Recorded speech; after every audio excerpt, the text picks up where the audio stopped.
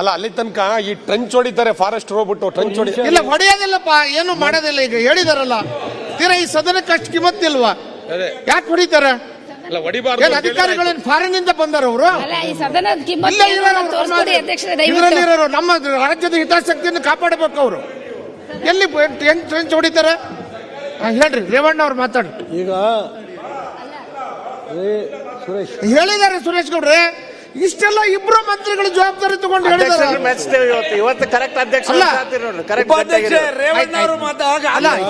ಇಬ್ರು ಮಂತ್ರಿಗಳು ಹೇಳಿದಾರ, ಇನ್ನೇನು ಹೇಳ್ಬೇಕು? ಮಾನ್ಯ ಸಭಾಧ್ಯಕ್ಷರೇ, ಹೇಳಿ. ನಮ್ಮಲ್ಲಿ 40 ವರ್ಷ 50 ವರ್ಷದಿಂದ ಮಂಜೂರಾತಿಯಾಗಿ ಹಿಂದೆ 50 ವರ್ಷದ ಹಿಂದೆ ಈಗ ಡೀಮ್ಡ್ ಫಾರೆಸ್ಟ್ ಅಂತ ನೋಟಿಸ್ ಕೊಟ್ಟು ಕಂದಾಯ ಇಲಾಖೆ ಅಧಿಕಾರಿಗಳ ಮೇಲೆ ಕ್ರಮ ತಗೋಬೇಕು ಅಂತ ಮಾಡ್ತಾ ಇದ್ದಾರೆ. ಉದಾಹರಣೆಗೆ ಉದ್ದೂರು ಹೊಸಳ್ಳಿ ಅಂತೇಳಿ ದುದ್ದ ಹೋಬಳಿನಲ್ಲಿ, ಅದೇ ರೀತಿ ನ್ಯಾಮನಹಳ್ಳಿ ಅಂತ ಹಳೆಕೋಟೆ ಹೋಬಳಿಯಲ್ಲಿ 50 ವರ್ಷ 60 ವರ್ಷ ಇದೆ. ಅವ್ರ ತಾತ ಮುತ್ತಾತನ ಕಾಲದಲ್ಲಿ ಮಂಜೂರಾತಿಯಾಗಿ ಅನುಭವ ಇದೆ. ಇವತ್ತು ಡೀಮ್ಡ್ ಫಾರೆಸ್ಟು ಅಂತೇಳಿ ನೋಟಿಸ್ ಕೊಡೋದಾದ್ರೆ ಯಾವ ರೀತಿ ಇದನ್ನ ದಯಮಾಡಿ ದಯಮಾಡಿ ಸರ್, ಅದನ್ನ ದಯಮಾಡಿ ಹಾಸನ ಜಿಲ್ಲೆಯಲ್ಲೇ ಸಕಲೇಶ್ಪುರದಲ್ಲಿ ಇಲ್ಲಿ ಕೇಳಿ 100 ವರ್ಷ ಐತೆ, 100-150 ವರ್ಷ ಐತೆ ಅಂತರಿ ನೋಟಿಸ್ ಕೊಟ್ಟು ಎಫ್ಸಕ್ ಹೋಯ್ತಾವ್ರಿ. ಮಾನ್ಯ ಅಧ್ಯಕ್ಷರೇ, ಭವಿಷ್ಯ ಕಾಲ, ಭೂತಕಾಲ, ವರ್ತಮಾನ ಕಾಲದಲ್ಲಿ ಅದೇ ಹೇಳಿದ್ರೆ ಇನ್ನೇನು ಉತ್ತರ ಕೊಡಕ್ ಆಗ್ತದೆ?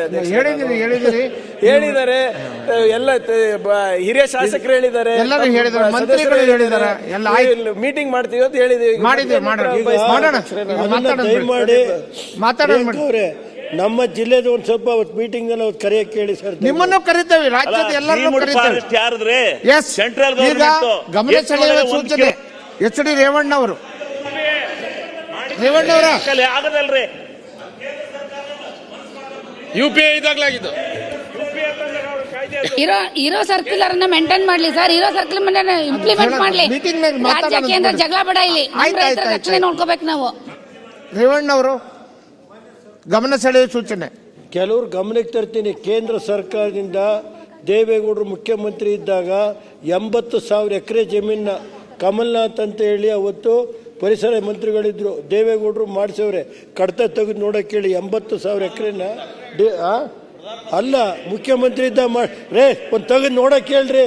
ಸುಮ್ಮನೆ ಇಲ್ಲದನ್ನೆಲ್ಲ ಮಾಡೋದು ಕೇಂದ್ರ ಸರ್ಕಾರದ ಮೇಲೆ ಹೇಳೋದಲ್ಲ, ಹಿಂದೆ ತೆಗೆದು ನೋಡಕ್ ಹೇಳಿ, ಕಡತ ತೆಗೆದು ನೋಡಿ.